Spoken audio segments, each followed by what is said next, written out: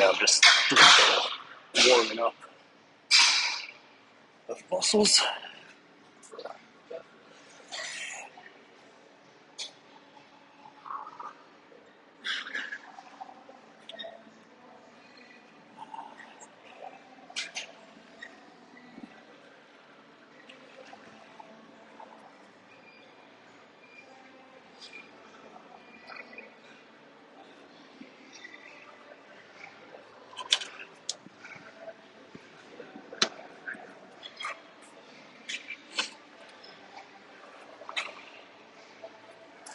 Forgot the tripod, so it's going to be a lot of floor angles here.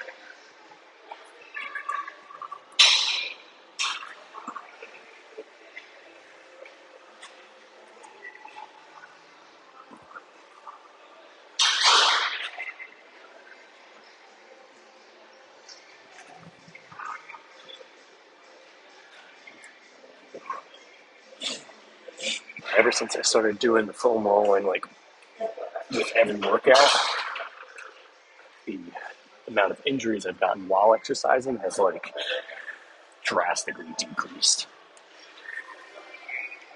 I don't think it's a coincidence.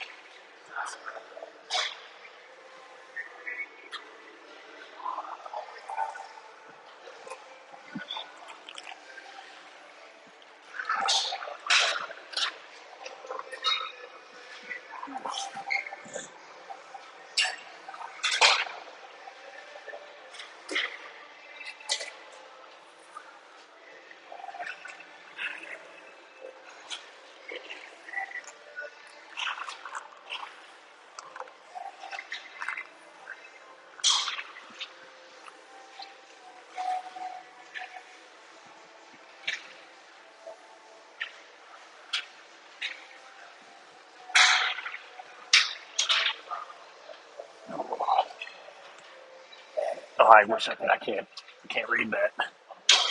If you guys got any questions and things, you can feel free to comment. I'll do my best to respond.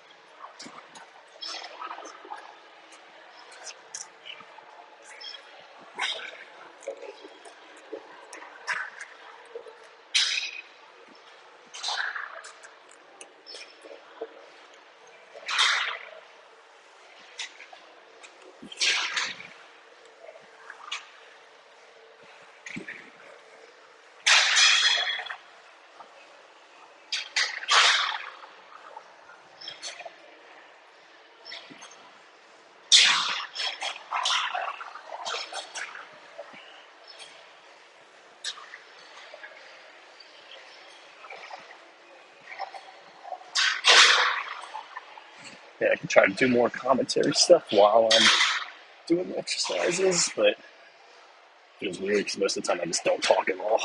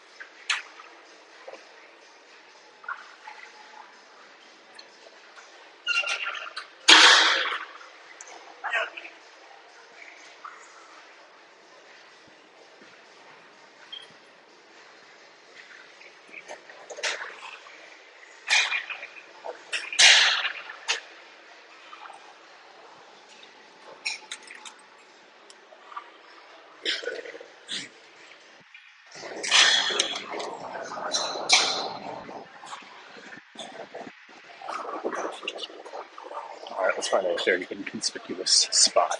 This phone.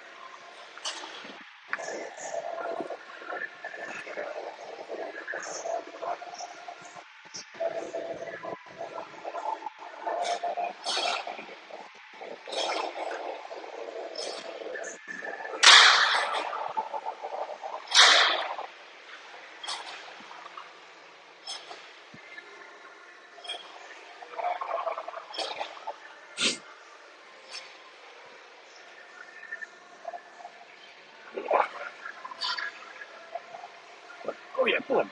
Get those muscles.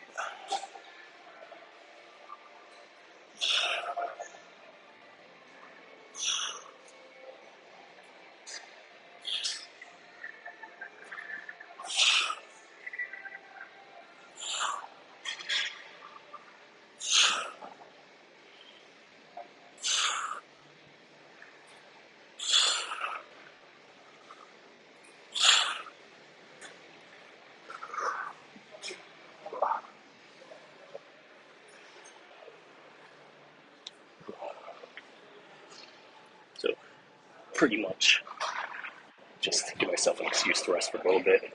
The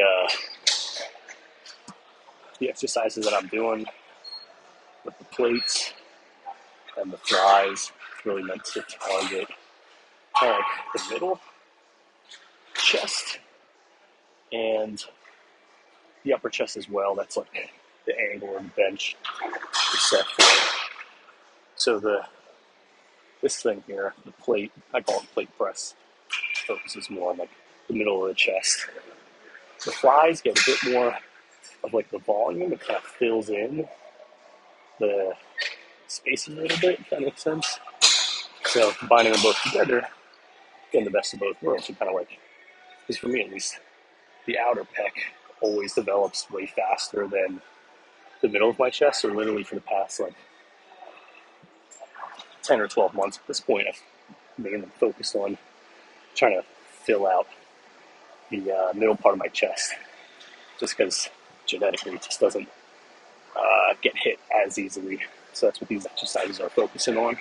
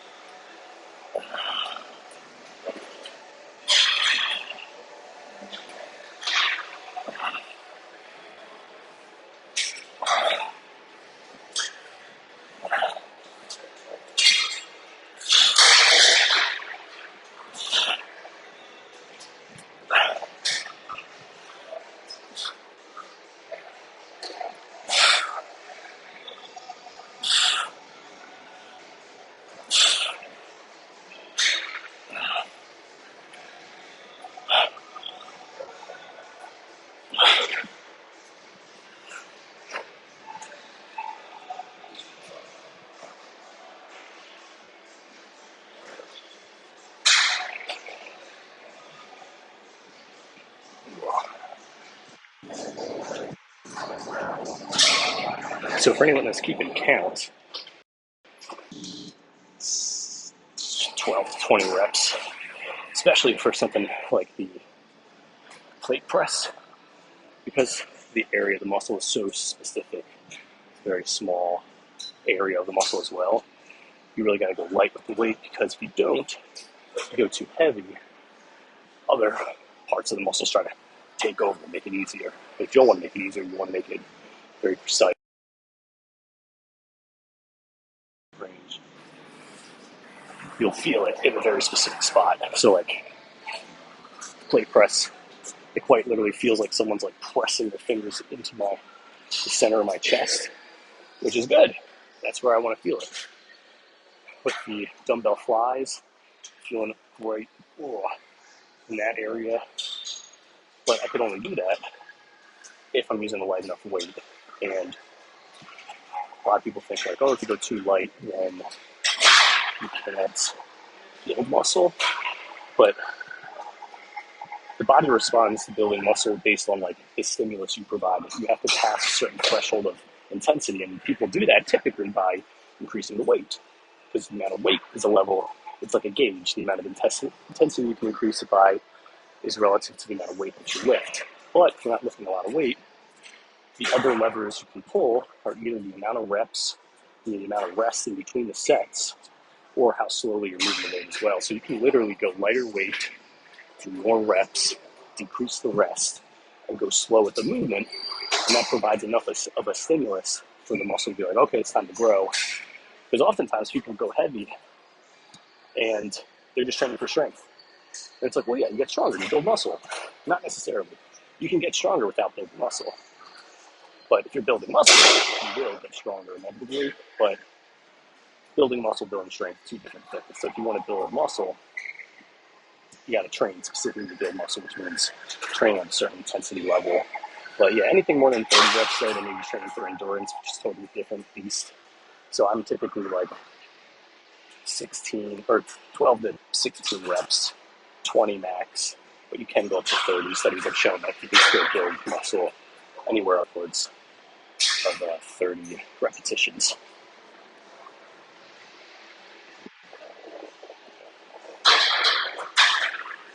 Actually, I got a buddy calling me, so I might have to end this stream short. But stick around. I'll see you guys in the next one.